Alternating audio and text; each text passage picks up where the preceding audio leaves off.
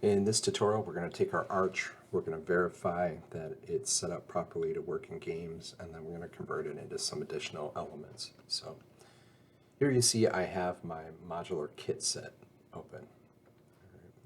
I have gotten all the way through part 5, wherein I built my corridors, I did UV mapping for the corridors, I did second channel light maps, I built collisions, and I built my room pieces, which also have light maps as well as collision on them. Now I'm going to do File, Import, I'm going to select Merge, and now I'm going to go to my arch, and I'm going to find the actual arch model. I'm going to click on it there and say Open, and now inside this Merge dialog, I want to find the arch mesh, which I did name inside my scene. Yours may not be named inside the scene, so you may want to open up that max file and name it, save it, so you can come back and do this. But once I click on it and say OK, then that should merge it in. All right, so there we go. There's our arch. All right, and the arch is currently centered. So I'm going to right click, say Hide Unselected, and I'm going to go out here. So I have the full quad view of everything. And I'm going to go to Modify, put on a FFD 2x2x2, go into the sub-object and grab the controllers, and I'm going to go ahead and move this so that it's at 200, so it should be relatively centered. All right, now let's just grab this outer edge here, and I'm just going to move this in so it sits directly at 400. And I'm going to grab this other edge at the side and move that into 0. So now when you look at the arch, it has its corner down there in the bottom left. Let's turn the grid on here.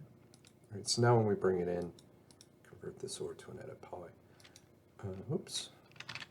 Convert to edit poly. Now when we bring it into our game engine, and if we go to clone it, right, it'll be able to snap into place with everything else. So cancel that. All right, so there we go. There's our arch. One last thing to double check, unwrap. And I'm going to go from map channel 1 to map channel 2 and say abandon. And then I'm going to open the UV editor and see if I have light maps. So my mesh has light maps. When you do this, do you have light maps? If you don't, you should generate light maps, and it would be fine for you to go through and to just do flatten mapping on it as well. That would work. Again, if you're just starting off in 3D, if your UVs do not exactly match mine, that's fine. If you've mapped to a different area on your mesh, that's totally okay. All right, so here I have my arch. That's really all I need to do with the arch, other than just put a edit poly on it and export it out and bring it into the game engine. What I'm going to do next is I'm going to clone it as a copy and say OK, and then come over here and hide the original. And now I want to open up, I want to expose the doorway, and I want to expose the straight piece. Actually, I want to get the three-way intersection. There we go. All right, let's make this full screen. Maximize viewport. All right. I'm just going to select these two pieces, which would be the three-way piece and the doorway. And I'm going to come over here to display, collapse until I find hide by category. I want display properties. I'm going to turn off show frozen gray. I'm going to make sure backface color is turned on, and then I'm going to open freeze and hit freeze selected. So now the only thing I'll be selecting is this arch piece, which, I want to make sure I leave the regular arch, and I want to make sure I have the clone of the arch selected. I'm going to call this, I'll go ahead and rename this right now, BN underscore door frame. You, of course, would name this your initials. So, all right, well, this is going to get interesting. Here's what we're going to do. We're going to take this, and in element, we're going to start getting rid of some big pieces here. Really, I just want this little squarish element and the top part. So I could click those and say edit, select invert, and hit delete. There we go. I'm going to Alt W to kind of go out here. I'm going to take this squarish piece and zero him out in the world. world on the y-axis. And I want to move him over so he's kind of sitting on the edge of where the door is. And we can hit F4. If we look, this gray line right here, that's the edge. So we can kind of look at that. All right, and then let's take our arch here, the top of it. I'm going to go into vertex and under edit geometry say unhide all, make sure I can see all my vertex points. Let's just grab this and move this down, grab this inner edge and move this in a little bit. There we go. It's looking good. Let's kind of grab all those vertex points and we're just going to lower them here on Z because they need to work for our doorway. And the reason I have the other piece here, this other element, so I want to make sure that I can see how this sits in the corridor as well. So make it go a little bit above. I should bring this whole thing down. There we go. Sit just beneath there. Perfect. Okay. All right, that's looking good. Like that. We do, because we pulled the verts in, we get a little bit of stretching here on the sides. We'll fix that in a moment. All right, let's grab our vertex points. We're going to pull this up. So this is sitting just underneath there. Oops. Grab these vertex points and we could just type in 0 to zero those out. Now let's grab this entire row here, and by that I mean the bottom of the arch piece and the bottom of, or the very top of this guy. I'm just going to make those planar along Z. There we go. Right, so we kind of see how this is starting to go. Let's go into Element, click on this beam, and I'm going to go to Scale. I just want to scale this only, but I want to constrain it to Y and X. Let's scale that out a little bit. There we go. That's looking pretty cool. I can probably go a little bit bigger than that. Perfect. Okay. So there he is. There's kind of that piece. Let's take this element here, and I'm going to go over here to Detach Settings, click on that, and say Detach as Clone. Say OK. And now when I click, I should be able to see there's this object one. That's what I want to select. I'm just going to grab him and move him over. And if I just kind of compare where the two are sitting, get a general idea.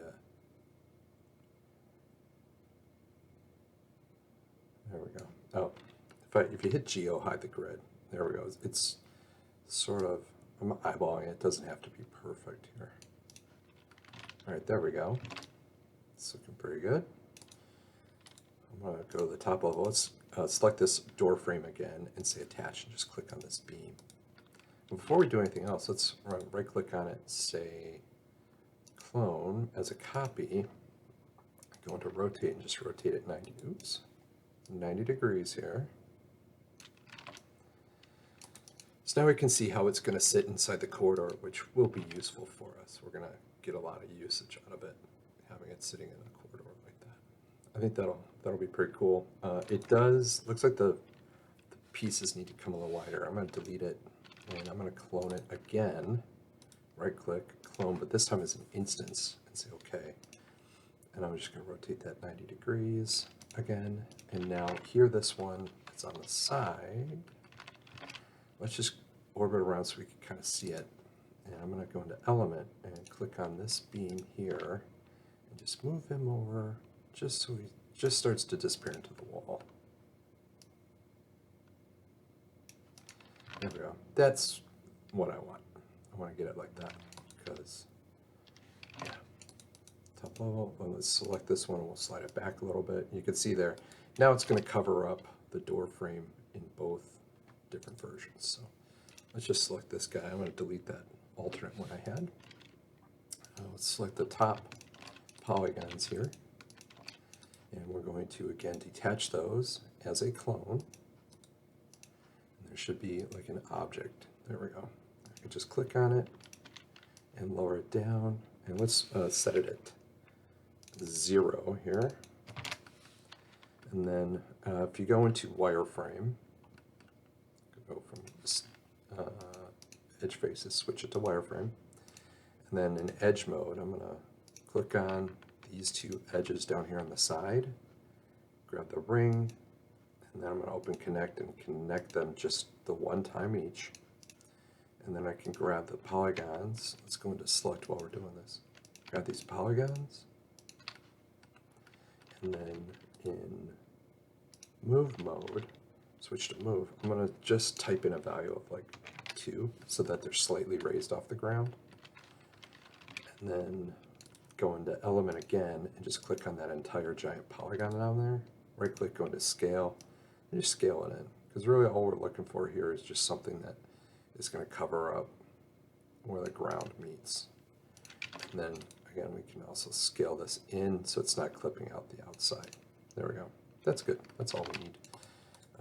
Go to the top level, select the arch, or I'm sorry, the door frame, say attach, and attach this piece to it. All right, there we go. So now we have our door frame. Before we do anything else, let's go into element, select the whole thing, and just say auto smooth to re-smooth it together. Let's hide unselected. You don't have to worry about missing polygons down here at the bottom. If you do have UVs on the side that are a bit stretched, you can fix those. Let's go into unwrap and say open UV editor. And I'm just going to find where all those are. Let's select some of these. All right, so the way mine are kind of all over the place, it looks like. I think they tend to be in the center here. Yeah. So if you're able to find them, basically you want to look around until you find those pieces that make up those side elements we scaled, and you want to break them here. And then I'm going to come up here to scale. I'm going to hold until I get to this first option down, which will just allow me to scale them just left, right. Let's do something here. I'm going to enter my absolute type in, go into move, and in X I'm going to type -1, and that's just going to shift more to the side so I can see them a little better, and it offsets them, so if you did any work to adjust the UVs to a specific spot, that'll help. Now it's easier. We can actually go into vertex and grab the edges that make up the outer edges on this thing. If I click and hold on move, you can get this constraint, and I can just move these over. So now I can adjust their UV positioning so that they line up better. At this point, it would also be relatively easy if we go into polygon and select those and move them over. It would be easy enough to say select inverted polygons, and I'm going to deselect everything over here on the side, but these here that are our outer edges, I'm going to hit break. Oops. I'm going to hit break and then mirror them and move them over. And now I can actually stitch these back together.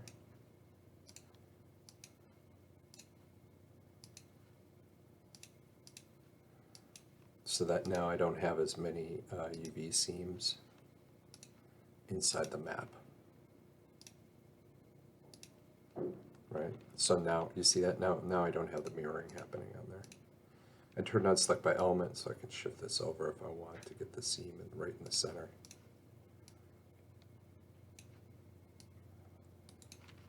And I can move these over to realign them with each other. It'll be fine.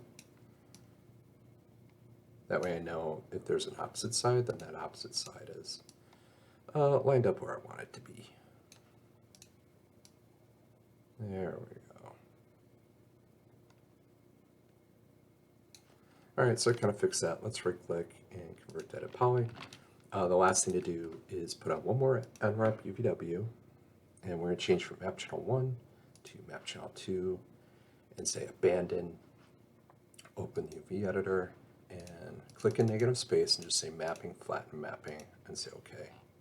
And we'll scroll down here and change our padding to 0.005, pad it, right click, convert that to poly. Now make sure it's called BN door frame. And now you're just going to put an extra edit poly on it and export it out and bring that into your game engine. Right, so bring in the door frame and the arch, both of those into your game engine.